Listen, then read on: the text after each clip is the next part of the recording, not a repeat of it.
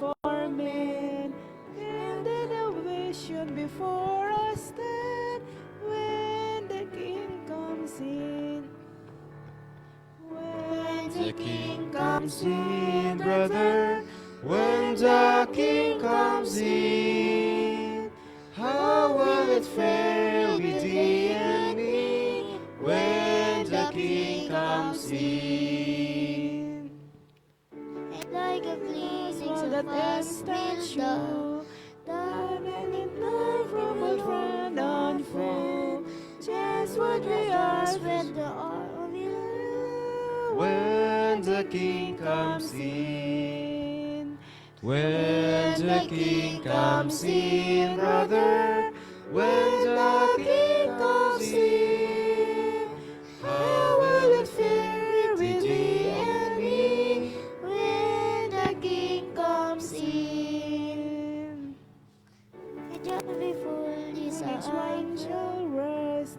will Oh, show yes, and what with garments dressed, all for us if we stand the test when the King comes in. When the King comes in, brother, when the King comes in, how will it fare with thee and me when the King comes in?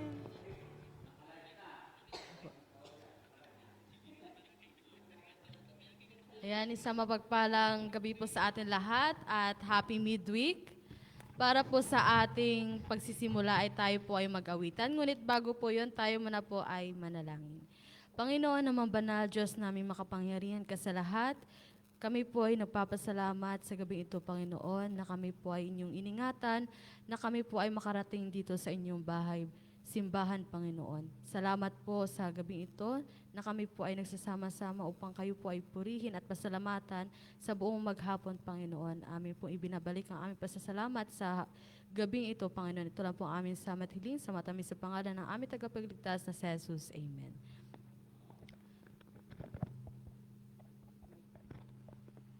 Para po sa ating unang ating pong awitin ng Heart is the Shepherd's Voice I Hear. Hymn number 243, Heart is the Shepherd's Voice I Hear.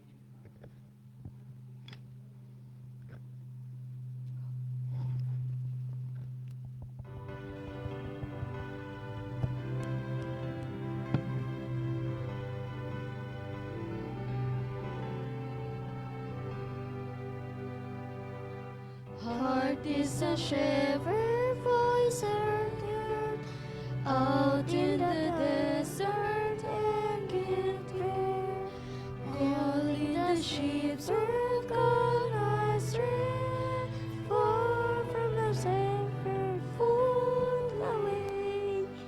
Bring them in, it's on the field of sin.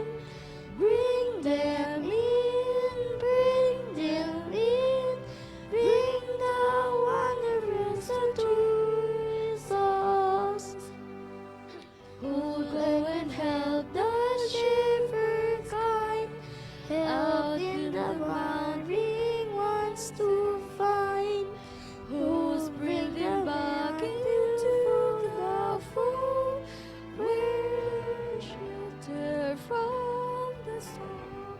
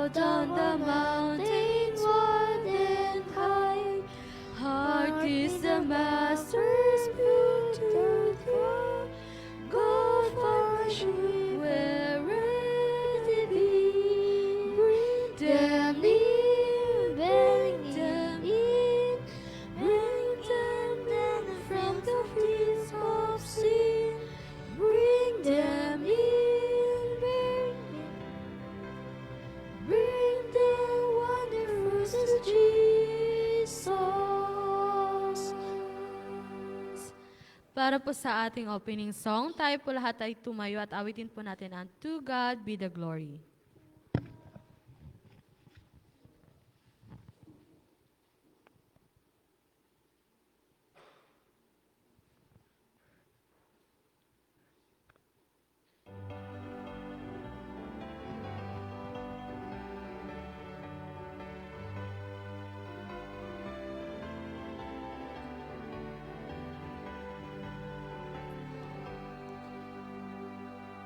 To God be the glory, great things He hath done. So loved He the world that He gave us His Son, who yielded His life and atonement for sin, and opened the life gate that all may go in.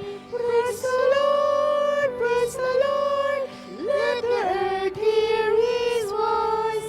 Praise the Lord, praise the Lord. Let the people rejoice. Oh, come to the Father through Jesus the Son, and give Him the glory, things He hath done. Oh, perfect redemption, the purchase of blood, to every believer, the promise of God, the voiceless defender who truly believes that moment from Jesus a pardon receives. Praise the Lord, praise the Lord. Let the earth hear His voice. Praise the Lord, praise the Lord. Let the people rejoice. Oh, come to the Father through Jesus the Son, and give Him the glory, great things He hath done. Great things He hath taught us, great things He hath done, and great our rejoicing through Jesus the Son. But pure and holy and greater in thee, and wonder our transport when Jesus we see. Praise the Lord, praise the Lord. Let the earth hear His voice. Praise the Lord, praise the Lord. Let the people rejoice. Oh, come to the Father through Jesus the Son, and give Him the glory, great things He hath done.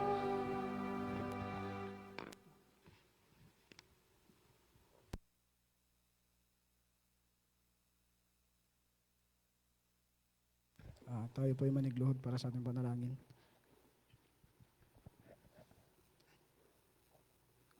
Dakila namin Diyos na makapangyarihan sa lahat. Maraming salamat po Panginoon sa gabing ito na patuloy mo kaming iningatan sa buong maghapon. Sa gabing ito Diyos, naway iyo muna kaming patawarin sa aming mga pagkakasalang nagawa upang ang aming kahilingan sa gabing ito ay maging kaya-aya sa iyong banal na harapan. Tangi po naming dalangin Panginoon sa gabing ito na may patuloy po kaming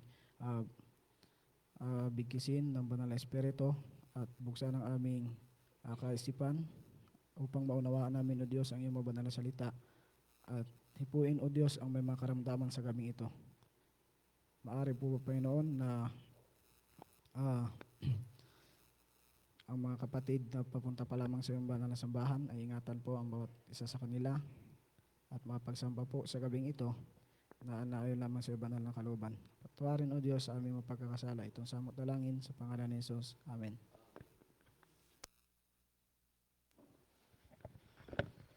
Ayan. So isang mapagpalang gabi po sa ating lahat. Happy midweek! Ayan. So purihin po natin ang Panginoon sapagkat tayo po ay muli nakapagtipon-tipon sa kanyang bahay sambahan upang siya po ay patuloy nating papurihan. Ayan. So sa gabi pong ito, bago ko po sabihin ang mga nagsiganap at pagsisiganap pa lamang, ang meron po mga bahagi sa gabing ito, ay maaari po ba natin po munang kamayan ang ating pong mga katabi at sabihin po nating Happy Midweek na may ngiti po sa ating mga labi.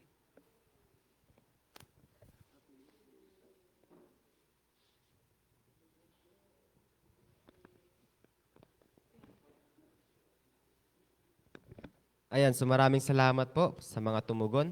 Tayo po ay pinangunahan ng pag-aawitan ni Sister Queenie Ranes. Ang atin pong opening prayer, pinangunahan naman ni Brother Mark Salazar. At presider po ang iyong lingkod, Brother Alvin Cloyd Mascardo. At pagkatapos ko po, tayo po ay magkakaroon ng prayer band. Ayan, tapos ang atin pong special song ay pagkakaloob po sa atin ng lahat po ng mga kabataan or care group 3. And then, ang magdadala po ng tinapay ng buhay sa gabing ito ay walang iba kundi si Brother Jimmy Salazar. Ayan. So tayo po ay tayo po ay darako na po sa ating prayer band. Kung meron po kayong mga pasalamat sa Panginoon, karon din po mga prayer request ay maaari lamang po kayong tumayo at sabihin po ito upang atin pong masama sa atin pong panalangin.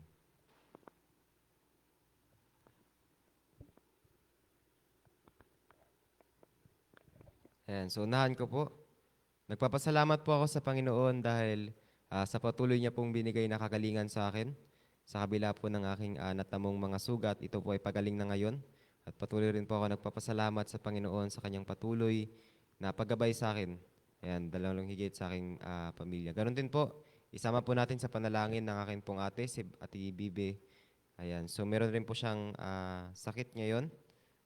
Panalangin po natin na siya po ay patuloy pong naway gumaling na sa kanya pong sakit.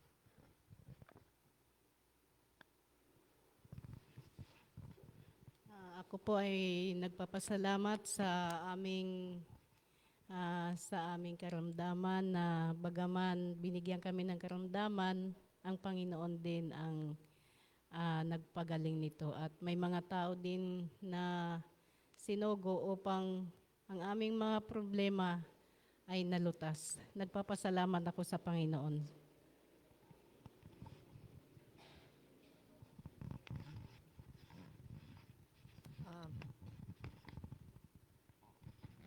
Ipanalangin po natin yung mga ating mga kapatiran na pupunta sa camping bukas. Sana po ay maganda po ang panahon. Na wala na pong bagyo or ulan.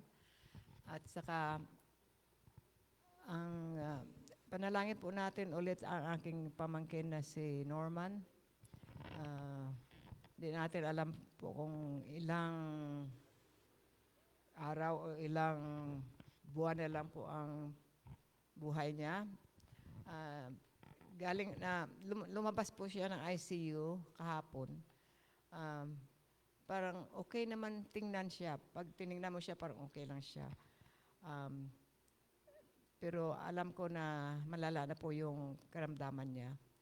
Kaya patuloy po natin siyang panalangin sa araw-araw nating panalangin. Salamat po.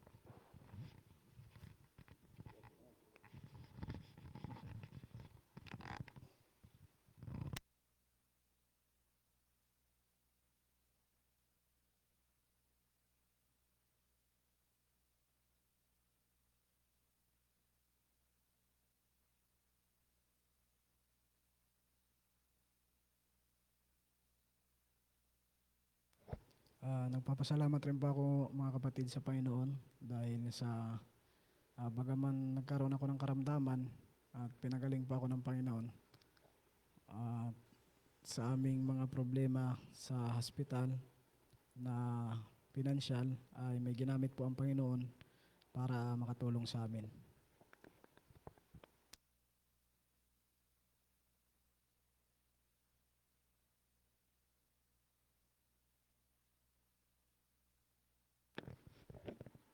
Meron pa pong gustong magpasalamat or dagdagan po ating prayer request? Magandang gabi po sa ating lahat. Aking pinapasalamatan ng Panginoon sa buong taon na ito na siya ay gumabay sa amin. Hindi niya kami pinabayaan at naging palagi siyang tapat sa amin, dalatigit sa aming mga pangangailangan sa araw-araw. Especially, pinapasalamatan ko ang Panginoon na kagabi ay hindi nadala sa hospital si Bibi. Kasi kinakabahan na talaga ako. Wala kaming tulog kagabi. Nagasigaw sa sasakit ng tiyan, nagasuka. At ang worst pa doon kasi tubig na ang lumalabas sa kanyang ang kanyang dumi. Kaya grabe ang panalangin ko na Panginoon, wag naman po sana na madala pa siya sa hospital. At dininig naman ng Panginoon, ngayon ay patuloy siyang nagre-recover. Hindi na siya, mula kaninang tanghali, hindi na siya nagsuka at wala na rin siyang LBM. Salamat po sa Panginoon.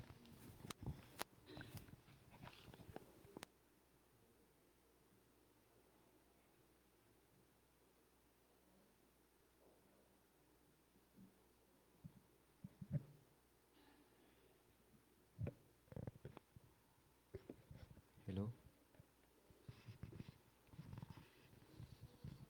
Ating isama sa panalangin mga kapatid yung ang pamilyang Aligrado na baptize nung Sabado. Aggressive siyang Bible study. Marami ng mga invite niya doon para Bible studyhan. Gusto niya nga araw-araw mag-Bible study. So, idalangin natin yung mga yung kanyang mga invite para sa Bible study na ito ay magpatuloy makadalaw din dito sa atin. Maraming mga kapatid pala tayo dyan nga willing makikinig sa salita ng Panginoon.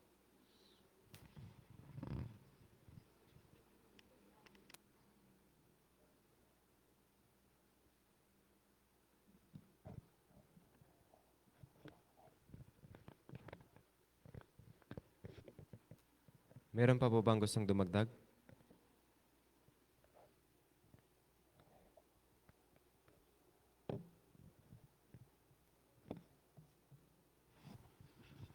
Ako ay magpasalamat sa Panginoon sa kanyang kabutihan na aming naranasan sa aming pamilya na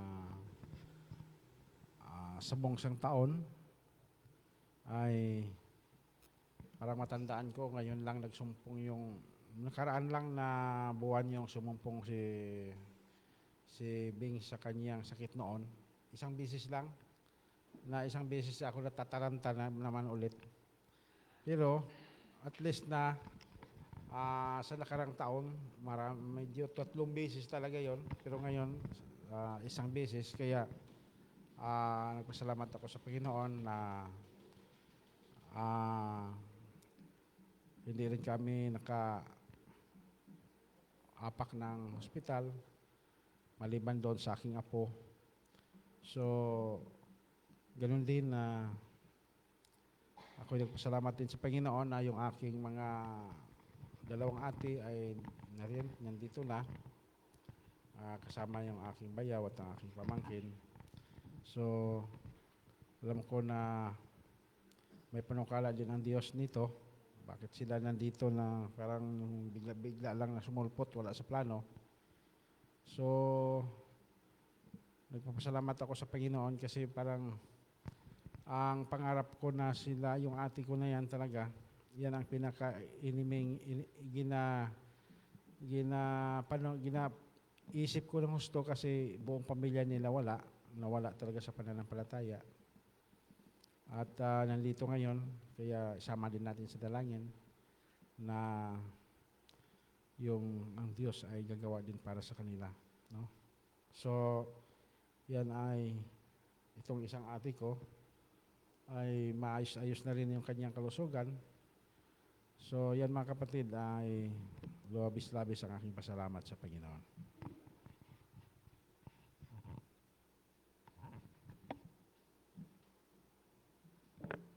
Hello? Ayan, kung wala na pong habol, ay hindi ko na po maulit yung inyo po mga prayer requests. Alam ko rin po na meron po kayong mga gusto ring ipanalangin na personal.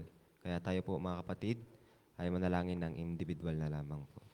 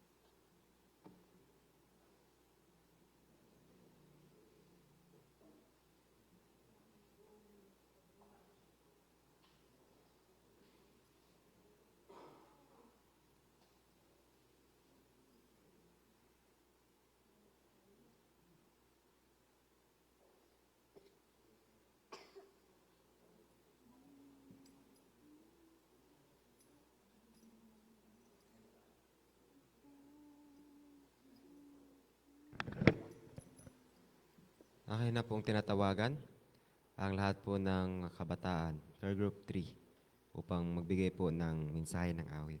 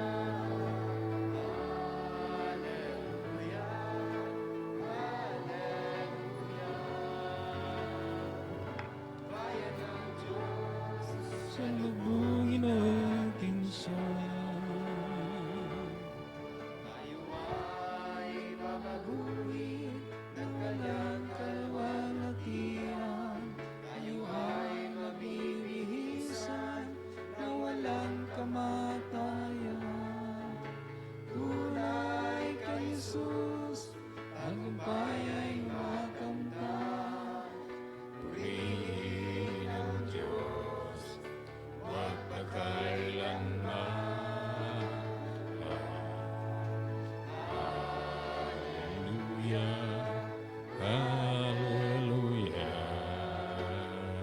Hallelujah. Darating na siya. Hallelujah. Hallelujah. Bayan ng Diyos, salubungin natin siya.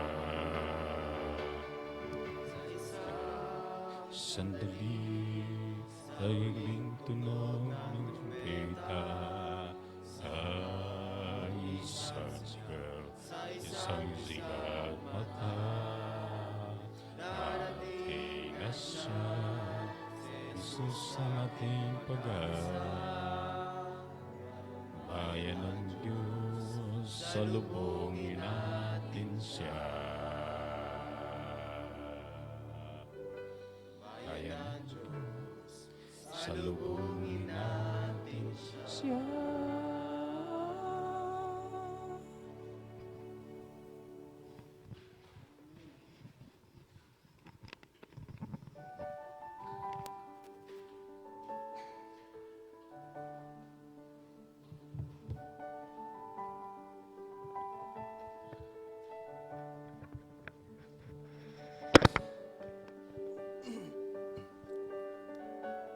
Magandang gabi po mga kapatid at happy midweek. Napakabuti po ng ating Panginoong Diyos, na yung ating mga nag-awit ay tamang-tama rin lang talaga sa mga talata na atin pong pag-aaralan sa gabi pong ito. Alam po ninyo mga kapatid, yung pagdating ng Panginoon ay tunay nga na hindi magluluwat, mangyayari ito, mga minamahal ko pong mga kapatid. Ito po ay sinabi ng ating Panginoong Hesus nung siya po ay nagkatawang tao pa sa lupang ito. Kung papaano siya umakyat sa langit at kung papaano siya babalik muli. Kung papaano ang pagkatingin ng mga alagad sa kanya nung siya ay tinanggap sa itaas ng langit ng mga langit, ay gayon din siya paparito na makikita ng lahat ng mata ng tao. Ano po? Kaya salamat po sa mga kabataan na nag-awit na darating na talaga ang Panginoon.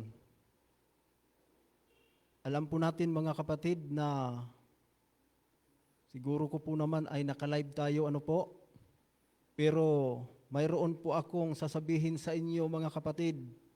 Siguro matagal na po ninyo itong alam.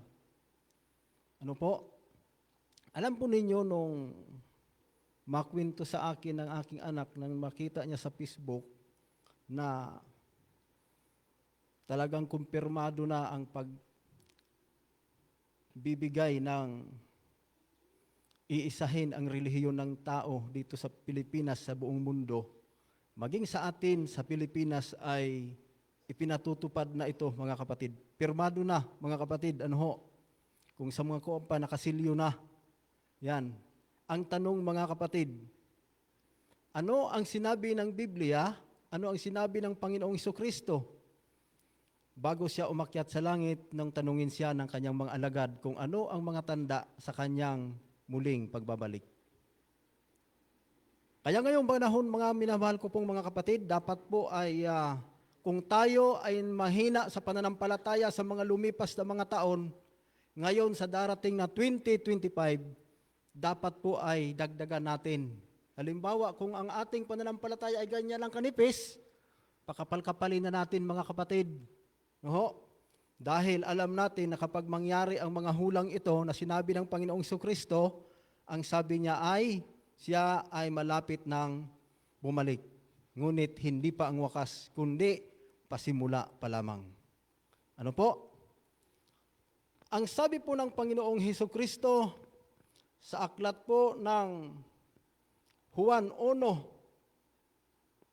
Kapitulo 3, Juan 1, talatang 1 hanggang sa 3. Ang Diyos Anak, ang Diyos Anak na naglalang ay nagkatawang tao sa ibabaw ng lupa. Yan. Tayo po mga kapatid ay manalangin.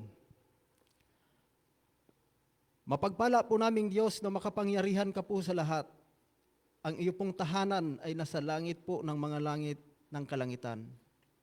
Ang papuri po namin at pasasalamat pagluluwalhati sa iyo pong banal na pangalan ay amin pong ibinabalik sa inyo sa oras pong ito.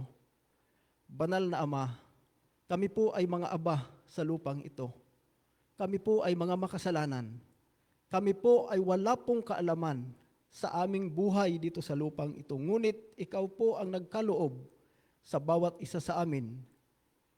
Sa pamamagitan ng aming pananampalataya, kami po ay nagkaroon ng pag-asa sa iyo pong mga pangako na ibinigay sa amin.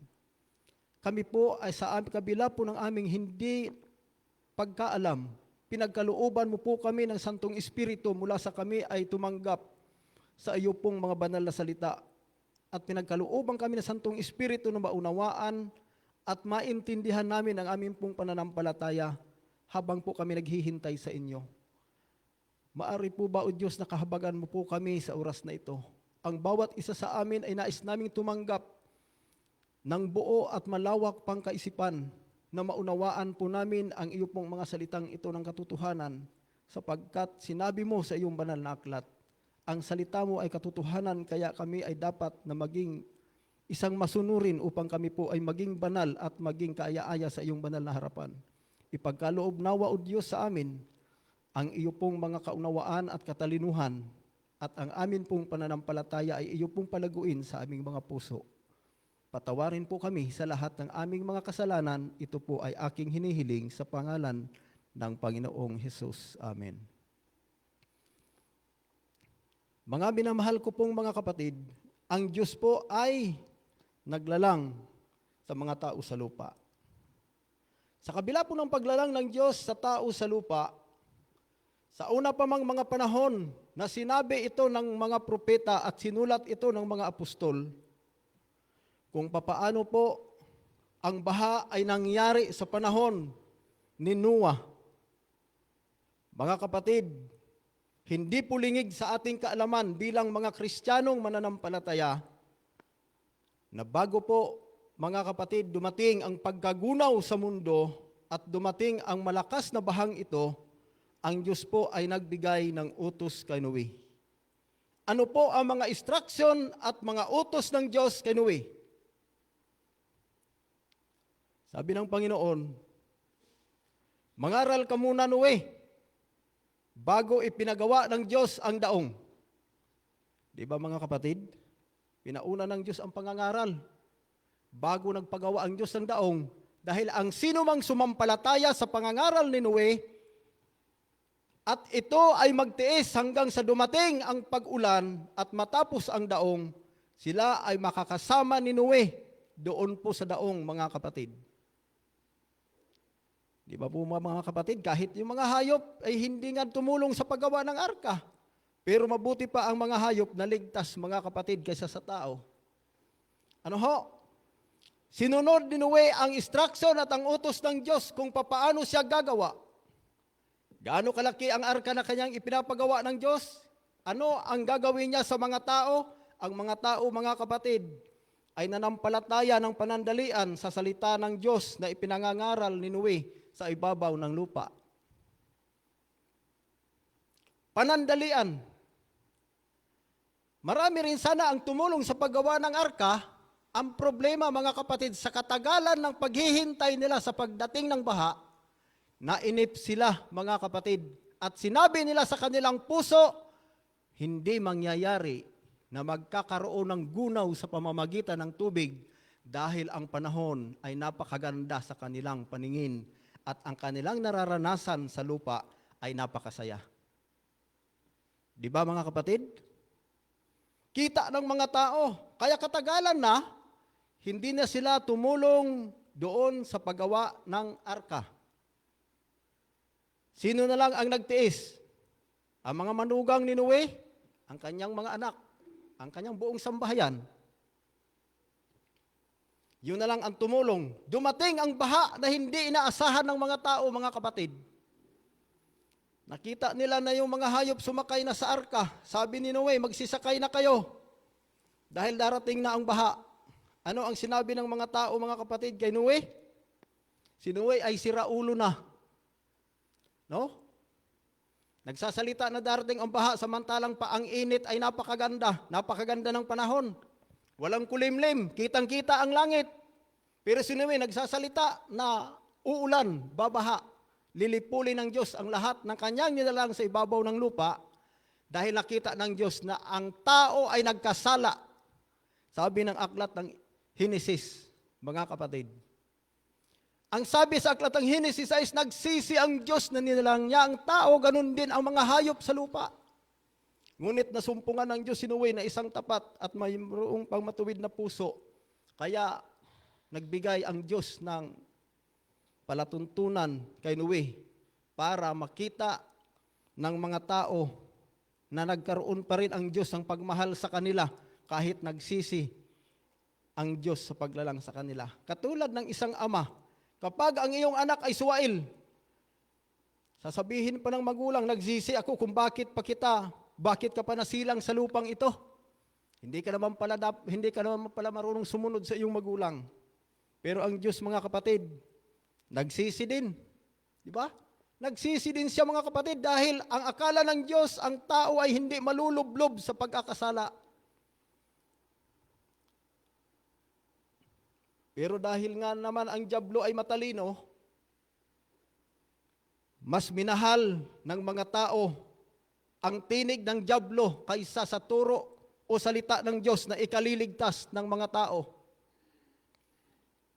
Noho? Nandoon na ang Panginoon sa loob ng arka, ang mga tao hindi pa sumunod. Hanggang sa isinara ang pinto ng arka at umulan ang sigaw ng mga tao, tulungan mo kami. Sa panahon natin, mga kapatid, ano kaya sa inyong paningin? Ano kaya ang nararamdaman ninyo kapag tayo ay nagsishare ng salita ng Diyos? Naranasan ko, mga kapatid, nung ako nag-ikot-ikot dyan, sinabihan lang ako na hindi kami interesado sa mga ganyan. Masakit para sa akin, ngunit ang iniisip ko, hindi ako ang tinutuligsa ng tao, kundi ang Diyos na nasa langit. Dahil sinabi niya sa aklat ng Mateo, kapag kayo ay kinapuutan ng sanlibutan, hindi kayo ang kinapuutan, kundi ako, sabi ng Panginoong Hesukristo. Sa buhay natin ngayon, mga kapatid, sa ating mundo, tingnan po natin ang galaw ng ating mundo. Kapag ikaw ay nagpapahayag ng salita ng Diyos, hindi ka papansinin ng tao. Pero kapag ikaw ay pumunta doon sa mga kasayahan, maraming tao na gustong sumama sa iyo. Di ba, mga kapatid? Ito po ang daloy ng mundo natin. Dahil sinabi ito ng kasulatan na kung papaano ang kapanahonan noon ni Noe, ganun din po ang mangyayari ngayon. Di ba, mga kapatid?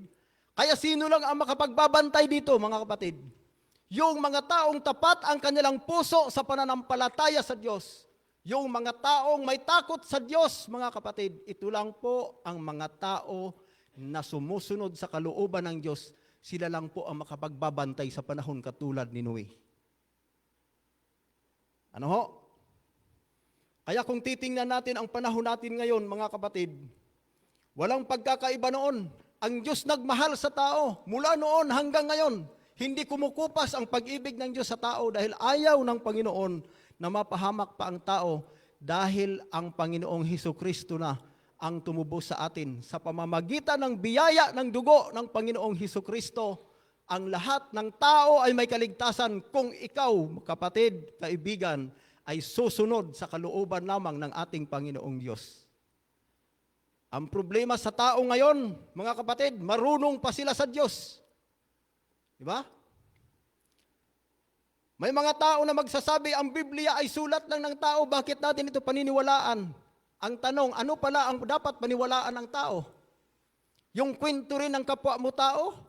O ang salita ng Diyos na kinasihan ng banal na Espiritu, ang banal na kasulatan upang isulat ang mga salita ng Diyos ng mga propesiya at mga propeta at mga apostol na dapat ay malaman ng buong sanlibutan ang kalooban at pag-ibig ng Diyos sa kanila sa ating lahat upang ang tao ay magkaroon ng buhay na walang hanggan. Pero ang nangyari, mga kapatid, matalino na ang tao ngayon.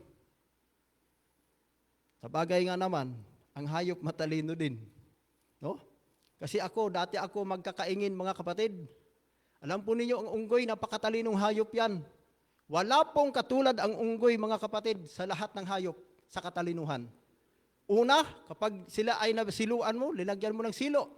Kapag kinakain ang iyong tanim, lagyan mo yan mga kapatid ng mga tinik. Kasi marunong ako maggawa ng panghuli sa kanila. Kasi nagkakaingin ako. Aba, pag nakita nilang may nahuli na, hindi na sila papasok doon. Ang ginagawa nila mga kapatid, tinatanggal nila ang mga tinik bago nila kunin ang pain. Biro mo yan? Ganun ang tao, mga kapatid, higit pa dito. Dahil hinula ni Propeta Daniel, darating ang mga huling araw, ang karunungan ng tao ay lalago. Walang imposible talaga mga kapatid sa Panginoon. Ano po? Nangyari talaga ang mga hula ng Diyos. Noon ako bata pa, walang mga cellphone. Ang mayroon lang mga kapatid, radyo.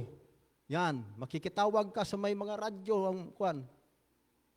Ang ginagawa ng nanay ko noon yung ate ko sa Maynila, ang edad ko ay 11 anyos ako mga kapatid, gumagawa siya ng sulat, pag madali ang telegrama, hulog sa post office 1 buwan bago makarating.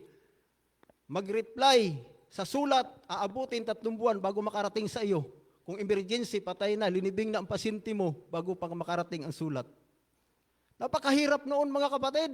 Noong kapanahunan ko pa, noong kabataan ko. Nung ate ko, namatay ang nanay ko. Hindi man lang nakatingin kasi hindi niya alam na namatay na pala. Diba? Pero ngayon, high-tech na. No? Isang kuhit mo lang sa cellphone. Kahit ikaw nasa ibang bansa, pag namatay ang kapatid mo sa Pilipinas, kinabukasan, nandito na ang kapatid mo. Kasi lumago na nga naman ang kaalaman ng tao. Ang problema, lumago ang kaalaman ng tao, hindi ginamit sa matuwid, hindi ginamit sa tama, mga kapatid. Yung kalaguan ng kaisipan ng tao, ginagamit sa kamalian at pakikipaglaban sa salita ng Diyos. Ginagamit nila ito sa pakikipagdigma sa atin pong Panginoon. Alam po ninyo mga kapatid, napakahirap. Ano po?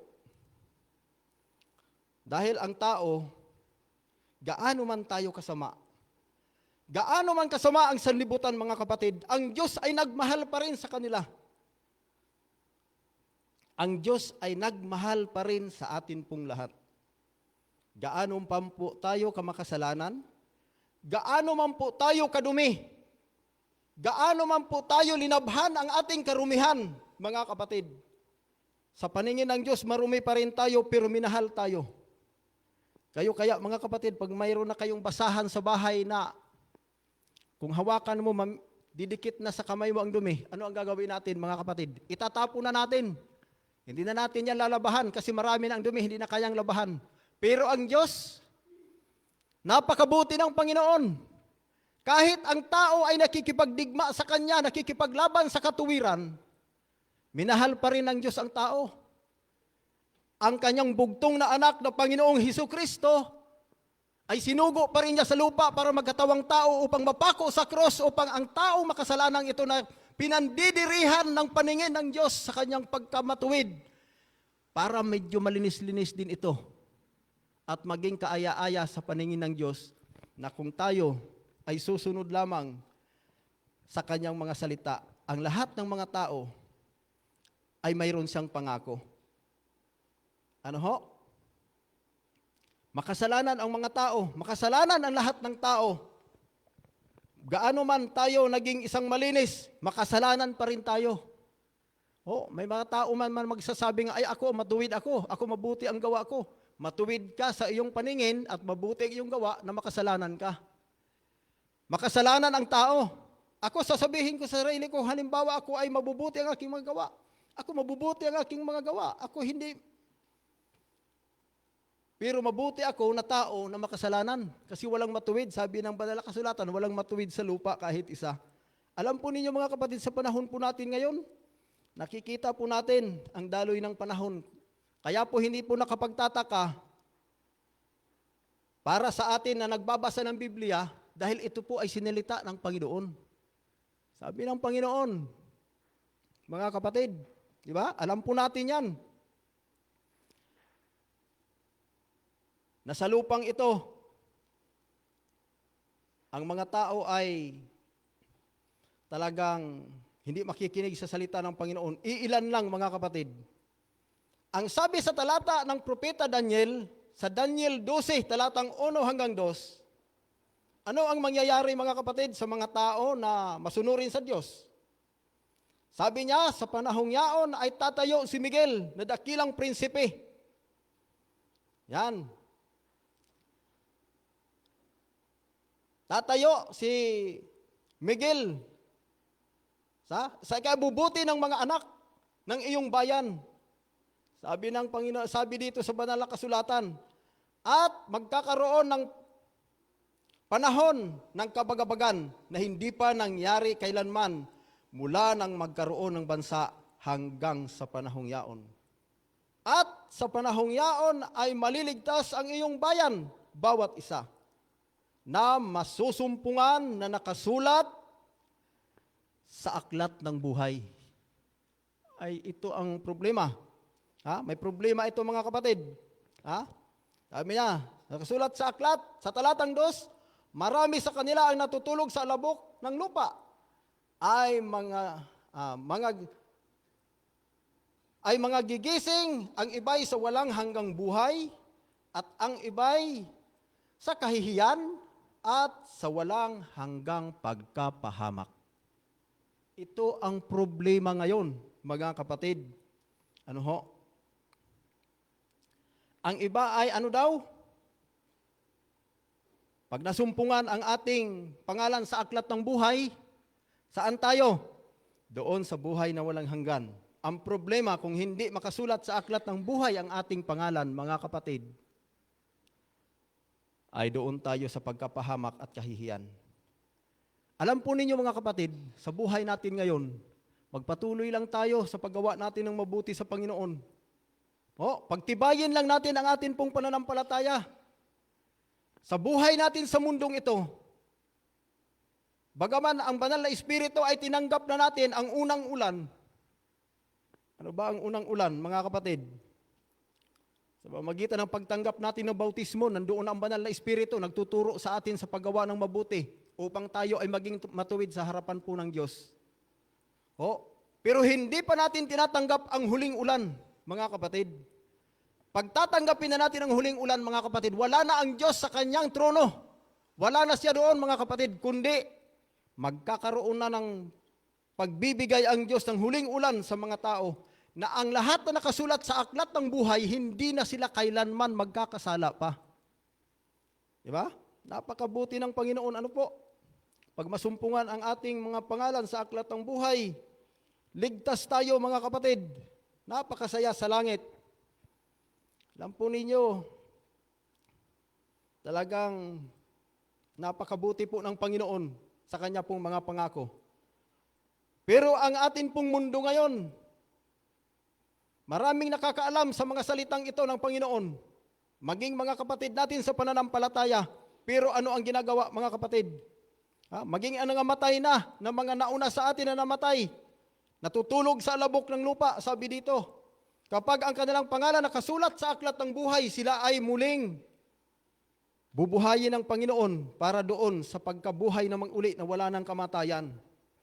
Ang kawawa, mga kapatid, kapag tayo ay masumpungan na hindi nakasulat sa aklat ng buhay, ano po?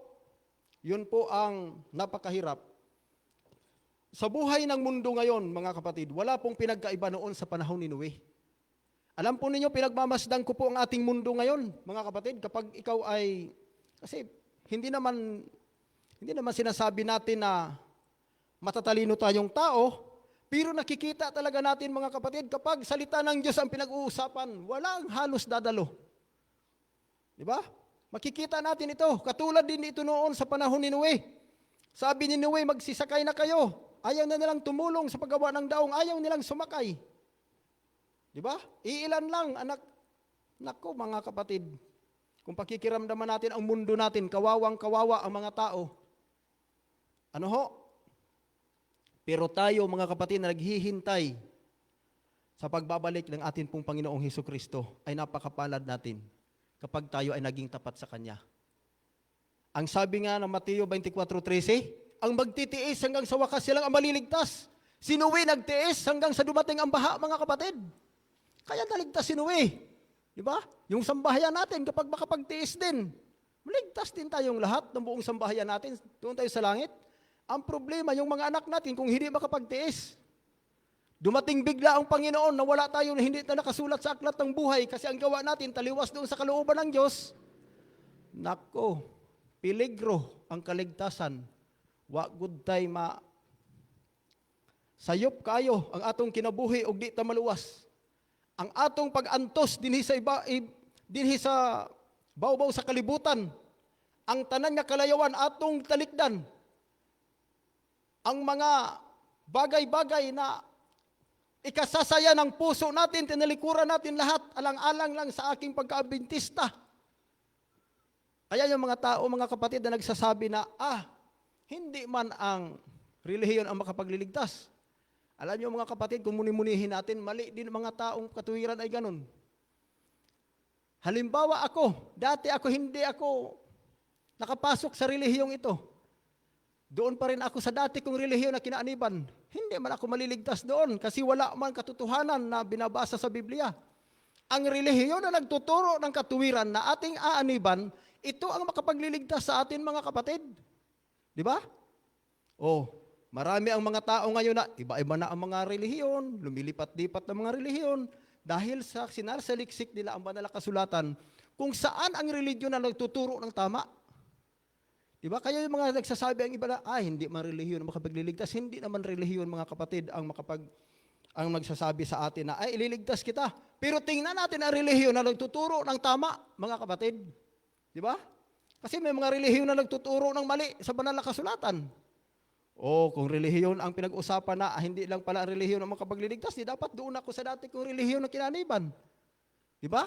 Baka maligtas din ako doon. Pero ang problema, mali pala, mga kapatid. Di ba? Yan ang ating tatandaan mga kapatid, na hindi pala lahat ng relihiyon nagtuturo ng tama. Yan. Yan natin babantayan mga kapatid. Ano po? Kaya sa buhay natin sa lupang ito mga kapatid, makikita natin ang takbo ng panahon. Katulad tayo sa panahon ni Noe. Ang tanong ngayon, noong si Noe ay patuloy na nag-anyaya sa mga tao na sumakay sa daong, hindi ang mga tao nakinig. Sa panahon ngayon, kapag nag-crusade ka, may mga tao bang dadalo? Wala. Sa panahon ni Noe, ang kanya lang sambahayan, nadala niya sa daong. Kasi yun lang talaga ang naniwala doon sa turo ni Noe. Sa panahon din natin ngayon, mag-crusade tayo, may mabautismuhan man na iilan, hindi pa magpatuloy. Di ba? Kasi inaagaw sila ni Satanas, mga kapatid, katulad ng binhi na sinabi ng Panginoong Hesukristo, na ang iba ay nahuhulog sa daan, ang iba matanim sa lupa, pero mabato ang ilalim, kaya mababaw ang pagkaugat. Dumating ang init na tuyo, ang binhi na tumubo. Kaya mga mananampalataya ngayon, kapag mahina-hina ang ugat mo, wala kang dilig ng tubig, ng pagbabasa ng banal na kasulatan, wala kang dinig ng banal na espiritu, ay lawos talaga. Kung sa mga waray pa, malawos good ang tanom, kay wa man tubig nga gidilig. Di ba? Yan po mga kapatid ang babantayan natin. Dahil nasa huling panahon na tayo. Nasa hula na tayo kung papaano sinuwi noon na hindi pinakinggan ng mga tao. Ito na ang panahon natin ngayon. Wala na pong iba. Kaya tingnan natin, kung lahat po mga kapatid na mga nakarinig ng pabalita ng Diyos, lahat ng mga kapatid ay sumusunod sa kalooban ng Diyos, ang mga upuan na ito, kulang ito sa atin. Sa totoo lang mga kapatid, ilang crusade na nangyari dito sa Rampano? Ilang crusade, Brother Ronnie, nangyari na dito? 3? Biro mo yan mga kapatid. Kung ang mga tao nakinig lang sa salita ng Diyos mga kapatid, ay baka dublihin pa itong simbahan na ito, hindi magkasiyang tao. Ang problema, ayaw ng mga tao na pumasok sa katuwiran ng Diyos dahil ang gusto nila, ang udyok ni Satanas. Di ba? Tingnan mo si iba. Sabi ng Panginoon, huwag mong kakainin yan dahil mamamatay ka at magkakasala ka dyan. Ay, kinain niya. Sabi ni Satanas, hindi pwede. Magiging katulad ka ng Diyos, magiging marunong ka. O di doon ang mga tao, dahil gusto ng mga tao ngayon, batalino eh. Di ba? Mahirap mga kapatid. Kaya bantayan natin ngayon ang panahon po natin. Ito na ang huling panahon natin mga kapatid. Wala nang iba. Wala nang ibang lahi na daratnan ang Panginoon, kundi tayo na, mga kapatid. Nasusulat po yan sa banal na kasulatan. Kaya magbantay tayo. Ang ating mga sambahayan, ipanalangin natin. Kayo mga anak, mga kabataan, magsipaghanda kayo sa inyong pananampalataya. Panatilihin ninyo. Kung kayo ay malakas sa pananampalataya, dublihin ninyo ng isang dangkal. Para sa pagdating ng Panginoon, kung ang inyong mga magulang itapat sa Diyos, magkasama tayo sa langit. Ano ho, ganun din sa ating mga kapatid. Alam po ninyo mga kapatid, napakahirap ang mundo ngayon. Kahit kapatid mo sa pananampalataya, kahit pa mga kaibigan mo na dati na ay nasa pananampalataya, naliligaw pa. Kaya sabi ng Panginoon, pabibilisin ko ang araw at ang panahon dahil baka sa isa man sa hinirang ko walang maiwan. Yan, ganun ka high-tech ang panahon ngayon, ang ginagawa ni Satanas sa tao. Sabi kasi sa unang Pedro 5:8, si Satanas ay kagaya ng isang leon na umuungal, hinahanap ang kanyang sisilain. Ang tanong, sino ang sisilain ni Satanas? Ha? Yun bang nasa labas? O yun bang dati ay kasama na ni Satanas? O ang hindi kasama ni Satanas? Ang sisilain ni Satanas ay ang mga tao na patuloy na naglilingkod sa Diyos at ang mga tao na naghihintay sa ikalawang pagbabalik ni Kristo. Ano ho? Yun ang hahanapin ni Satanas para ilugmok ang pananampalataya ng taong ito upang sa pagdating ng paghuhukom ng Diyos, makasama niya doon sa dagat-dagatang apoy ng impyerno. Kasi yan ang plano ni Satanas na hindi maligtas ang tao. Ano po? Kaya sa buhay natin sa mundong ito, mga minamahal ko pong mga kapatid, sa gabi pong ito, ang ating mga mensaheng ito, nawa mga kapatid, lahat ng mga tao ay duminig at tumugunawa sa panawagan ng Diyos dahil ang panahon natin ay napakalapit na. Katulad ng isang araw mga kapatid, sabi ni Reggie sa akin, nagkwento siya doon sa bahay, halos siya maiyak. Sabi niya, alam mo pa, nung isang gabi na naginip ako, sabi niya, may isang tao na nagsasalita sa akin na ang sabi niya, hindi abuti ng 2028, hindi na kayo titira pa sa kapatagang ito. Aba, sabi ko, tama nga naman.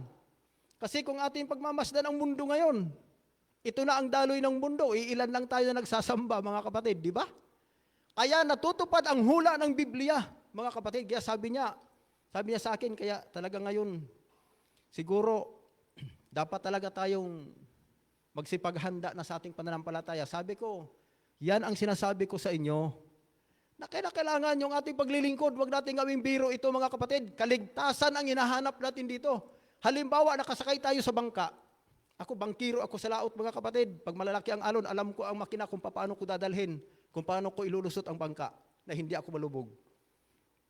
Pag malakas ang alon, mga kapatid, malakas ang hangin, ano ang gagawin mo? Sasalungatin mo ba ang alon? Malulubog ka, mga kapatid, 3 alon lang, lubog ka na. Kung sasalungatin mo ang hangin at alon, kailangan magbarigada ka ng kaunti. Dahil ang alon, pag pumalo sa parka ng bangka, sumakay man sa hindi marami. Pero kapag sinalungat mo yan, mga kapatid, pag tuwad ng bangka mo, pagbagsak ng alon, puno lahat ang iyong bangka. Ganun ang sistema, mga kapatid. Kaya sa buhay natin ngayon, hindi natin sasalungatin ang mundo, ang agos ng panahon. No? Hindi tayo sasalungatin. Medyo babarigada tayo, mga kapatid, para hindi tayo malubog. Ibig sabihin, pag-aralan nating mabuti ang Biblia, kung papaano tayo mamuhay na mayroong katuwiran sa lupang ito. Yan. Ilang bisis na kami nagbiyahe. Yan si Mark, nakasabi na yan, hindi na tayo pa makarating ng tirado. Lubog na tayo nito. Dahil ang alon, pag ilubog kami mga kapatid, titingalain ko ang alon na nagpuruti na naglukot papunta doon sa amin.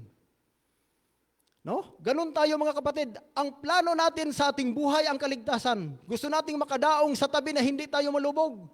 Hindi tayo mapahamak. Ganun din ang pananampalataya natin. Planuhin nating mabuti ang diskarte sa pananampalataya natin para marating natin ang pangako ng Diyos na kanyang sinalita sa banal na kasulatan dahil ang Diyos ay mayroong pangako. Kaya sinabi niya dito, tatayo si Miguel sa gitna ng iyong bayan at maliligtas ang iyong bayan. Kaya pag dumating mga kapatid ang panahong ito na ang pagsubok na darating na hindi pa nangyari sa ibabaw ng lupa, ang magliligtas sa atin mga kapatid, ang mga anghel sa langit kapag tayo ay tapat sa Diyos. Kapag tayo ay nasa tamang plano ng ating pagsunod sa atin pong Panginoong Hesukristo. Sana po, mga kapatid, ang salita ng Diyos na ito, na atin pong napag-aralan sa gabing ito, ikintal po natin ito sa ating puso at isipan, at lagi tayong manalangin sa Panginoon, araw at gabi, dahil ang pagdating ng Panginoon, kung sa mga relo pa, segundo na lang, darating na ang Diyos. Sana po, pagpalain tayo ng Diyos sa gabi pong ito sa kanyang mga banal na salita.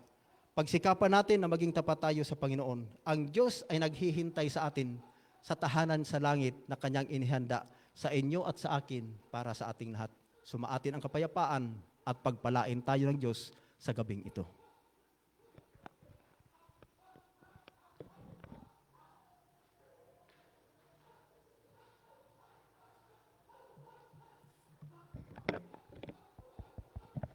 Para po sa ating pagtatapos, tayo po lahat ay tumayo at ating pong awitin ang We Know Not the Hour.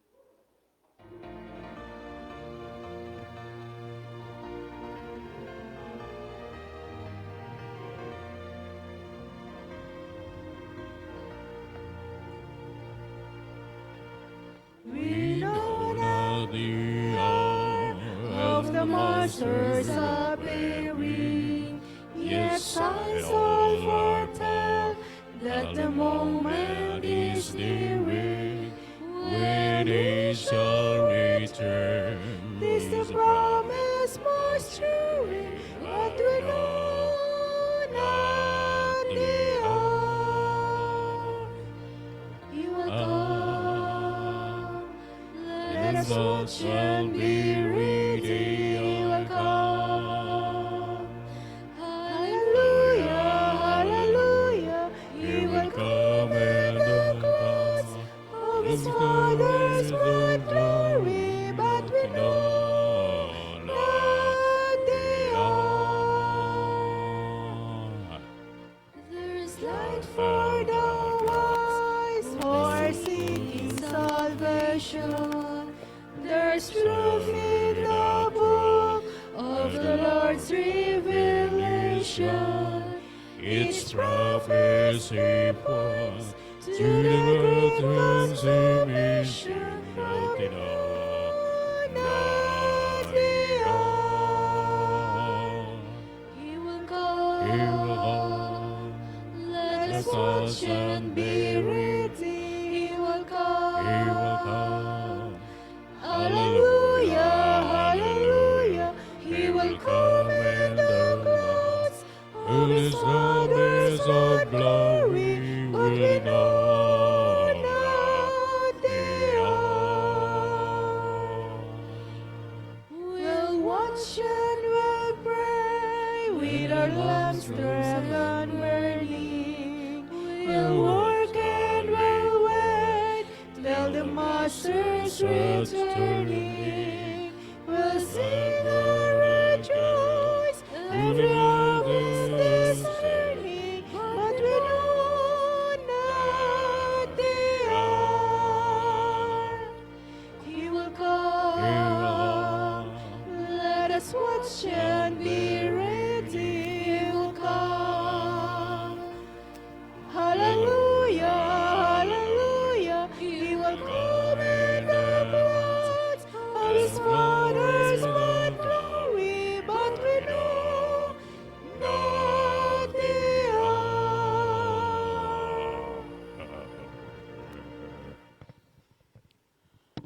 Ama po naming banal,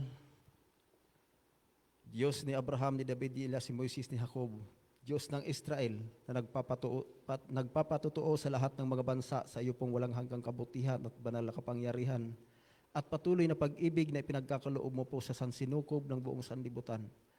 Ibinabalik namin sa oras pong ito ang amin pong pasasalamat at papuri at pagluluwalhati sa iyo pong banal na pangalan. Amang banal, salamat po sa iyo pong mga salita na kung saan ikaw po ay nagpapatutuo sa aming mga puso bilang iyong mga lingkod, na kami po, O Diyos, ay iyo pong tulungan sa amin punawang pananampalataya, na ang aming natanggap mula sa inyo na banal na katuwiran ng katotohanan ng iyo pong mga salita ay amin po nawa itong maikintal sa aming mga puso. Pagtibayin po kami sa aming pananampalataya, bawat sambahayan, bawat kapatid, ganun din po ang mga kapatid na nagsisipaghina sa kanila pong pananampalataya. Dahil nababatid namin, O Diyos, na ang iyo pong mga salita ng mga hula at ang mga tanda na iyo pong sinabi ay natutupad na at nalalaman namin na ikaw ay malapit na pong mahayag. Tulungan po kami, Panginoon, sa amin pong mga kahinaan ng aming mga loob. Ngunit batid namin, O Diyos, na hindi mo kami pababayaan kung kami po ay patuloy na manghawak na matatag sa iyo pong mga pangako. Amang banal, sa gabi pong ito, itinatagubilin ko po sa inyo ang amin pong pagtulog.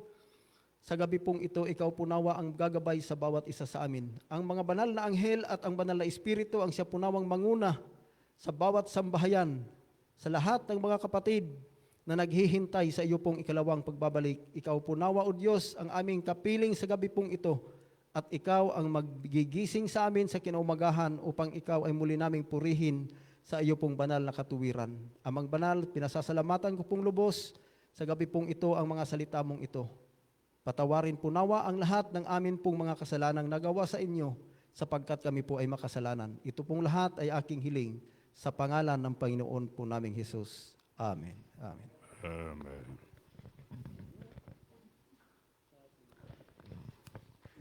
Good evening, everyone.